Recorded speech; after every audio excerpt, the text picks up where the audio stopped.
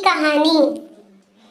ज्यादा उम्र नहीं थी उसकी, 22-23 साल की रही होगी। झुग्गी झोपड़ी में रहने वाली, सीधी नाक नक्श की, सांवला सा रंग और घुंघराले बाल वाली निम्मो माँ और 2 छोटे छोटे बहन भाई के साथ रहती थी। बाप का अता पता नहीं था, मर गया या भाग गया या जेल गया, उसे कुछ भी पता नहीं था। ना उसने कभी अपनी माँ को पूछा और ना ही उसकी माँ ने उसे कभी बताया।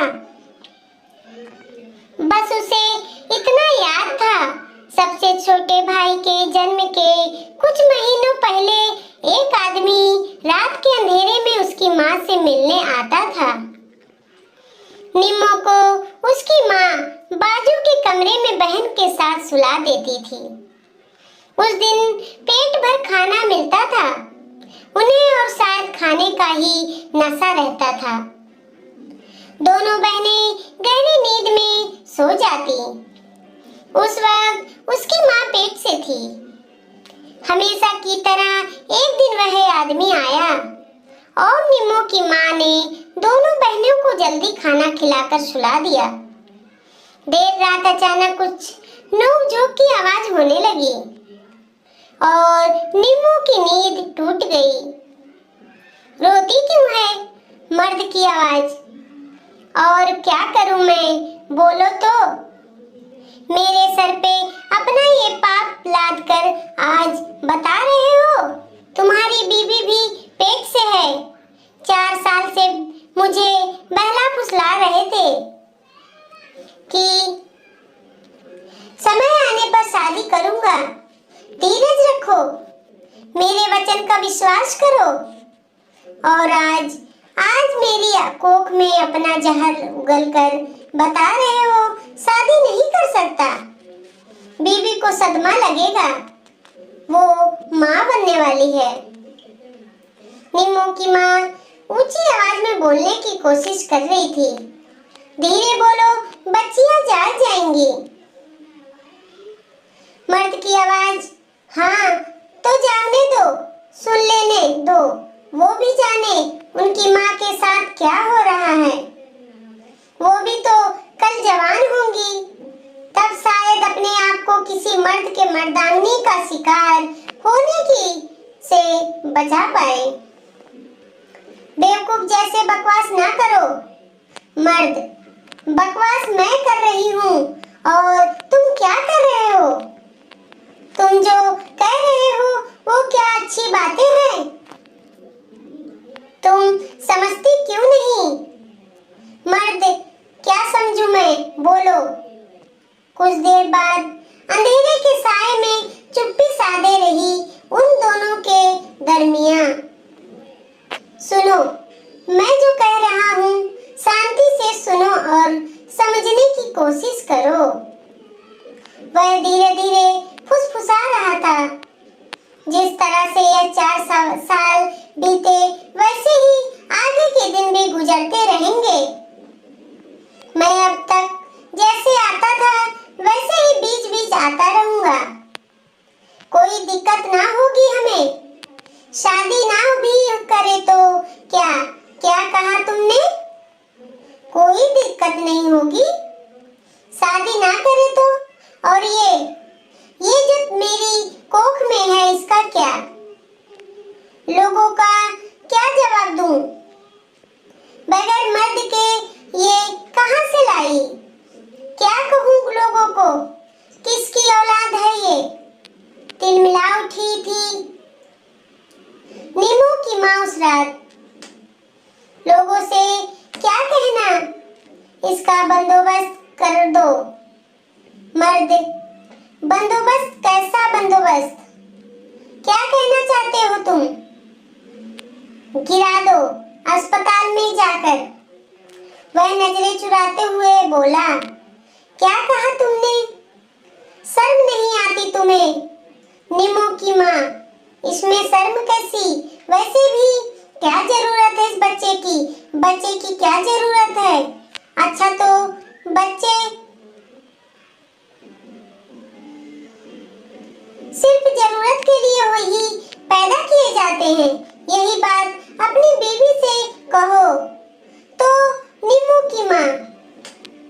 बकवास बंद करो। इस बच्चे की बराबरी उस बच्चे के साथ कर रही हो, ये नामुमकिन है। इसकी बराबरी उसके साथ नहीं हो सकती। मर्द क्यों नहीं हो सकती? वह तुम्हारा बच्चा है और ये तुम्हारा बच्चा नहीं है। वो बच्चा मेरी बीवी के कोख से जन्म लेगा, शादीशुदा बीवी जो जायज औलाद होगा हमारी। और ये बच्चा जिसे तुम जन्म दोगी वो नाजायज बच्चा होगा। मर्द, ओहो, तो अब याद आ रहा है तुम्हें कि तुम्हारी शादी हो चुकी है, शादीशुदा बीवी है तुम्हारी और शादीशुदा बीवी से नाजायज बच्चे के बाप बनने वाले हो। यह बात पिछले 4 साल से याद नहीं आ रही थी, जब रात के अंधेरे में अपनी मर्दांगी दिखाने मेरे पास सोने आते थे और सोते वक्त शादी करने का वचन देते थे। निमो की माँ छल्ला उठी। चुप हो जा, गुस्से से वह चिल्ला उठा। तुम बात समझने की कोशिश क्यों नहीं करती? देखो, बहस मत करो, जो कह रहा हूँ चुपचाप मान लो। मेरी बीवी है, मैं तुमसे शादी नहीं कर सकता। कल ही इस बच्चे को गिरवा दो। हम जैसे आज तक मिलते रहे वैसे भी मिलते रहेंगे। मर्द उसे समझने की कोशिश कर रहा था। नहीं, मैं नहीं गिरवाऊंगी अपना बच्चा, मैं जन्म दूंगी इसे। निमो की माँ, क्या ये तुम्हारा आखिरी फैसला है? हाँ, ठीक है, तुम्हें जो करना है करो। इस बच्चे से मेरा कोई वास्ता नहीं, ना इसका कोई खर्चा दूंगा और हाँ, एक और बात, अगर तुमने इस बच्चे को जन्म दिया तो तुम्हारे साथ भी मेरा कोई रिश्ता नहीं। रिश्ता वैसे अब भी कौन सा रिश्ता है हमारा? उपहास पर हंसते हुए निम्मो की माँ बोली, ठीक है, तो आज के बाद इस दरवाजे पर कभी नहीं आऊंगा, मत आना। वैसे भी सिर्फ सोने भर के लिए अपने आप को मर्द समझने वाले इंसान के साथ कोई रिश्ता रखने के बजाय मैं अपनी संतान को जन्म देना पसंद करूंगी। इस बच्चे के जन्म के लिए तुम्हारी ओर से फरेब जिम्मेदार हो सकता है, लेकिन मैं तो तुम्हारे फरेब पर विश्वास किया था, इसीलिए इसका कोई कसूर नहीं। बहुत ही सख्त जुबान हो चली है थी निम्मो की माँ की। निकल जा यहाँ से, आइंदा कभी अपनी सूरत ना दिखाना। मैं पाल लूंगी अपने बच्चों को। तुम्हारे जैसे नामर्द की मेरे बच्चों को जरूरत नहीं। शेरनी की दहाड़ मारते हुए निम्मो की माँ बोली। और वह उस रात के अंधियारे में जिस तरह आया उसी तरह रात के अंधियारे में निकल गया। उसके बाद निम्मो ने उस आदमी को कभी भी घर आते नहीं देखा और ना ही उसकी कोई खबर। ना ही उस आदमी ने निम्मो की माँ की या उन बहन भाई की कोई खबर ली। हर महीने निम्मो की माँ का पेट बढ़ता जा रहा था, साथ ही साथ उसकी थकावट भी बढ़ती जा रही थी। निम्मो की माँ से ज्यादा काम धंधा ना होता और उसकी जगह वह निम्मो को बर्तन झाड़ू पोछा लगाने का काम पर भेजती। उसकी सहायता के लिए उसकी छोटी बेटी को भी भेजती। आखिरकार वह भी एक दिन आया जब उसकी माँ को प्रसव पीड़ा होने लगी। छोटी बेटी को घर रखकर निम्मो को साथ ले वह जैसे तैसे अस्पताल पहुंची। दर्द को संभालते वो पीड़ती कार्ड बनवाए लंबी कतार में खड़ी हुई। 2 कतारें लगी थी।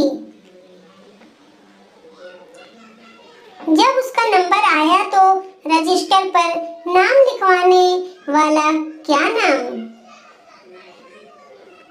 उसने अपना नाम बताया।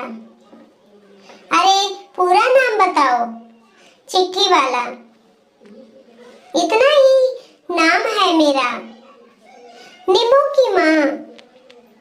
क्यों मर्द का नाम नहीं? नहीं है मर्द। दबे होठों से दर्द को दबाते हुए वह कुछ कहाती बोली। मर्द नहीं तो ये बच्चा कहाँ से आया बगैर मर्द का? आसमान से गिरा क्या? उपहास करते हुए उस आदमी ने पर्ची हाथ में थमा दी। दर्द और शर्म से गर्दन झुकाए नीमू की माँ ने पर्ची को थामा और आगे बढ़ने लगी। कुछ कदम चलते ही दूसरी कतार में एक आदमी को देख कुछ पल वहीं रुक गई। वह आदमी वही था जो रात के अंधियारे में उसके घर दबे पांव आता था और आज के दिन के उजियारे में शायद वह भी अपनी गर्भवती बीवी को प्रसव के लिए अस्पताल लाया था। दोनों की नजरें मिली तो नीमू की माँ ने उपहास से मुंह मोड़ते हुए अपनी राह पकड़ी।